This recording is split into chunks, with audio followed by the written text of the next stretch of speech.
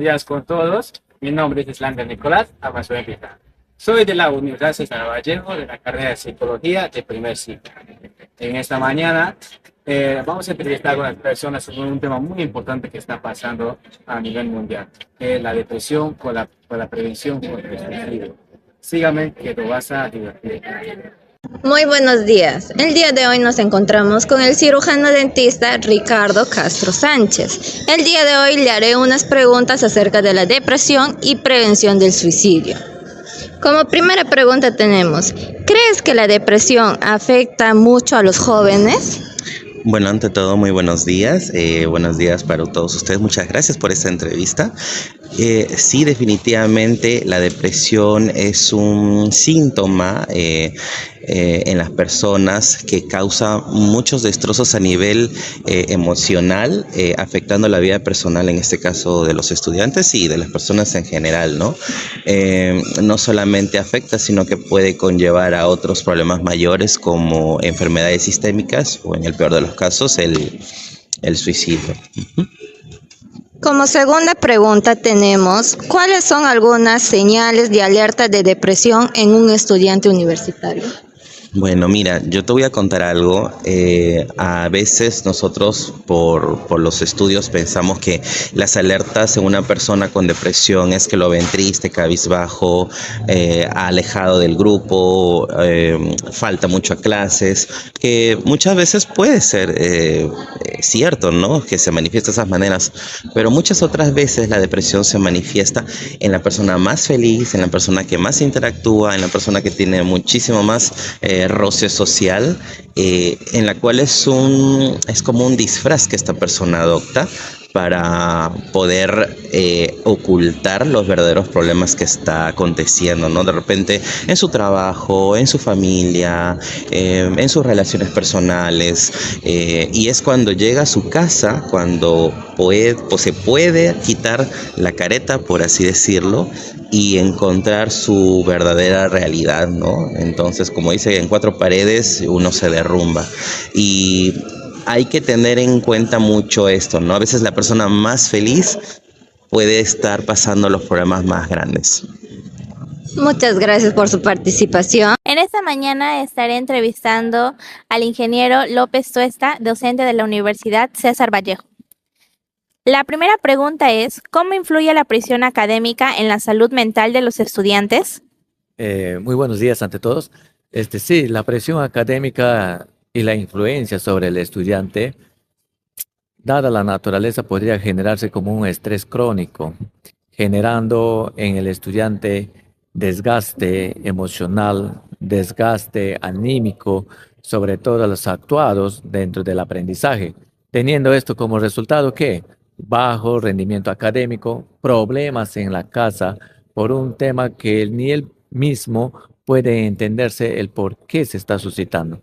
Una presión académica por parte de nosotros como docentes hacia el estudiante debe ser de manera progresiva y secuencial, de tal manera que el estudiante pueda asimilar el aprendizaje y no pueda generar en él un deterioro o un desgaste que le pueda conllevar a un perjuicio dentro de su salud emocional, mental y propiamente física, que podríamos decirle, ¿no? Bueno, la siguiente pregunta es, ¿de qué manera las redes sociales pueden afectar el estado emocional de los jóvenes? Uy, las redes sociales, un tema fundamental y atacamos en el punto de todo joven, y no de todo joven estudiante, sino desde el niño. Fíjese que las redes sociales son el pan de cada día de todos nosotros. Inclusive yo puedo afirmar y decir que las redes sociales ha hecho que perdamos el énfasis del amor propio hacia lo que queremos ser o hacer. Y ha hecho un desgaste, una asimilación de la mente del estudiantado respecto del querer o qué hacer. Consistente en este mundo, hoy en día dejamos de ver redes sociales, genera una salud pobre en cada uno de nosotros. No lo digo solamente en el joven, en el niño, sino también en dónde, en el tema del adulto. Ya se ha vuelto poco sostenible de lo que podemos decir un control sobre el uso del tal cual de las redes sociales. En consecuencia, debemos tener un uso de este aparato, de este sistema que controle de tal manera que controle todo lo que corresponde para poder satisfacer nuestras necesidades y no la que puede ser la que nos puede llegar a malograr nuestra salud. Porque si nosotros nos hacemos esclavos de las redes sociales, créame que nosotros no vamos a tener una vida social activa, sino una empobrecedora, y eso va a hacer que no tengamos una red social que nos puede alimentar y crecer como personas. Muchas gracias por su presencia en nuestra entrevista. Días nos encontramos con el psicólogo Mendoza. Usted, psicólogo, ¿qué entiendes por depresión? Bueno, la depresión es un trastorno emocional, ¿no? Caracterizado por la tristeza profunda, desadaptativa, que afecta a la población en general, ¿no? Y presenta como características las principales, pues, la falta de motivación, ¿no? Inapetencia, alteraciones de sueño, la tristeza característica, ¿no? Pero que todas estas en combinación se vuelven desadaptativas al funcionamiento del individuo. ¿Y qué mensaje le darías a un joven que está pasando por depresión o pensamientos negativos?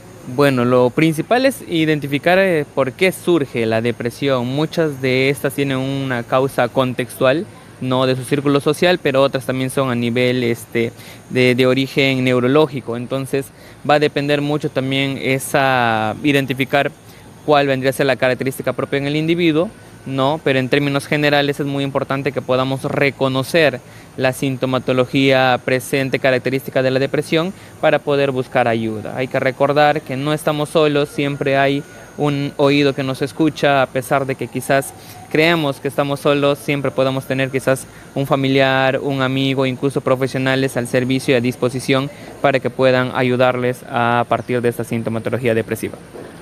Muchísimas gracias. A continuación, le haré un par de preguntas a la estudiante Mireya Tapujima Galán. ¿Qué harías si un conocido te menciona que ya no quiere continuar con su vida? En todo caso, buscaría ayuda en las diversas instalaciones que brindan y ofrecen ayuda para estos tipos de casos. También buscaría ayuda en un familiar adulto para que me pueda recomendar a qué instituciones lo puedo llevar, y intentaría convencer a ese familiar para llevarlo así a que se trate con un profesional. Como siguiente pregunta tenemos, ¿consideras que es importante que las escuelas tengan apoyo psicológico y por qué? Considero que es importante porque actualmente hay muchas víctimas que se suicidan o tienen algún problema en casa y necesitan hablar con un profesional, porque muchas veces en nuestros hogares los padres no tienen tiempo para escucharnos.